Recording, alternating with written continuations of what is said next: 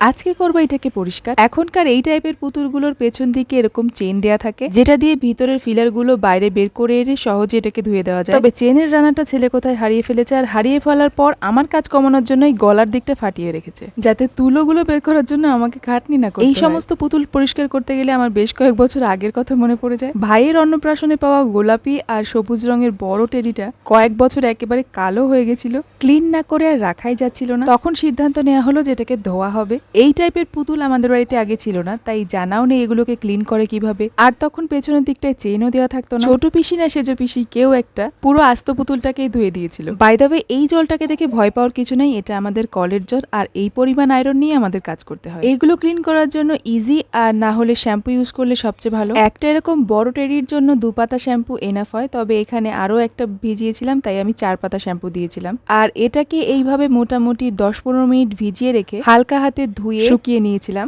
শুকোনোর পর এর কালারটা জাস্ট দেখুন। আমি কিন্তু কোনো রকম ফিল্টার ইউজ করিনি, এটাই ছিল এই পুতুলটার অরিজিনাল কালার। যাই হোক, এবার এর ভিতরে এই তুলোগুলো ভরে দেওয়ার পালা। অনেকদিন থাকতে থাকতে এগুলো অনেকটা জমাট বাঁধা মতন হয়ে যায়, তাই ভরার সময় এইগুলো একটুখানি ছড়িয়ে নিলে ভালো হয়। আরো ভালো হয় যদি এরকম ভাবে ছাড়িয়ে একটু রোদ্রে দিয়ে নেওয়া যায়। তো যাই হোক, যেটা বলছিলাম, সেই যে পিসি পুতুলটাকে ভিজিয়ে দিল, সেই মোটকা পুতুল চিপে কি আর জল বের করা যায়? কি আর করা যাবে, ওই অবস্থাতেই রোদ্রে দেওয়া হলো। আর এমনই কপাল, সেই দিন বিকেল থেকেই নিম্নচাপ শুরু। এক রাতের মধ্যেই পুতুলটা দিয়ে এত বাজে গন্ধ ছড়াচ্ছিল, সেটা আর বলার মতো না। পরের দিন তো ঠাম্মা পুতুলটাকে কেটে ভেতর থেকে সব ফিলার গুলো বের করলো। এটাতে যেরকম তুলো মতন দেওয়া দেখলেন, ওটাতে কিন্তু তা ছিল না। এই যে কাপড়টা দিয়ে টেডিগুলো বানানো হয় সেগুলোরই ছাট কাপড় ছিল। এরপরের অবস্থা আরো খারাপ। আগে তো একটা পুতুল দিয়ে গন্ধ বেরোচ্ছিল, এখন পুতুলের বাইরের লেয়ার প্লাস ভেতরের ওই সমস্ত ছোট ছোট ছাট কাপড় সব দিয়ে গন্ধ আর গন্ধ।